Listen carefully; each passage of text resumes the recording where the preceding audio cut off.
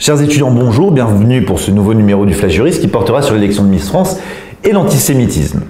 Alors, il convient de rappeler les faits. Miss Provence, à l'occasion de l'élection de Miss France, Miss Provence, qui a été par la suite élue première dauphine, a justement indiqué qu'elle avait des origines israéliennes, que son père était israélien, plus précisément. Il s'en est suivi un déferlement sur les réseaux sociaux et principalement sur Twitter, un déferlement antisémite. Alors, certains disent que ce déferlement était lié simplement au fait de favoriser tel ou tel autre candidat. Il n'en ressort pas moins qu'il s'agissait de propos qui revêtaient un caractère antisémite extrêmement marqué. À ce titre, il y a eu une réaction à la fois du comité Miss France, de TF1, des autres candidates et de la Miss France élue. Donc la réaction était unanime pour condamner les propos qui ont été tenus.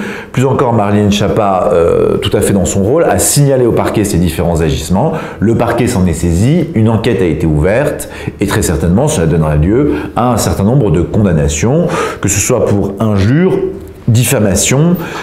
Alors, à ce titre, il convient de rappeler qu'il n'existe pas de dispositions juridiques spécifiques à l'antisémitisme. Celles-ci sont incluses dans les dispositions relatives aux discriminations, qu'il existe ainsi des dispositions spécifiques par rapport aux insultes et à la diffamation qui sont effectuées en raison de la religion.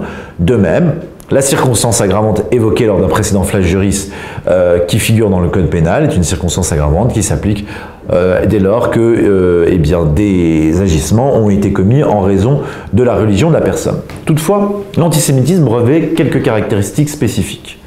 Dans la tendance actuelle, l'antisémitisme, c'est souvent, il a trait à une assimilation totale de la religion juive à la politique israélienne qui est susceptible d'être menée, et notamment des différents types d'appels au boycott.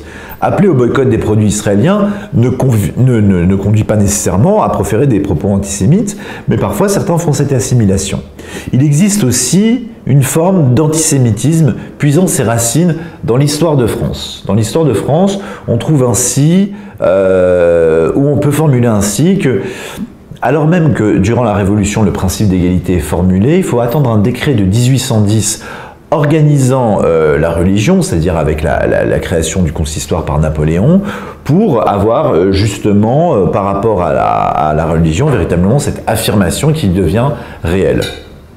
Cette affirmation devient réelle et durant la période qui a suivi l'occupation, il y a néanmoins une politique collaborationniste de la France par le régime de Vichy, caractérisée par la loi portant statut des Juifs, loi du 3 octobre 1940.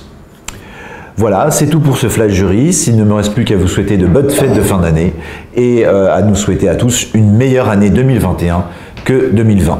Merci, au revoir.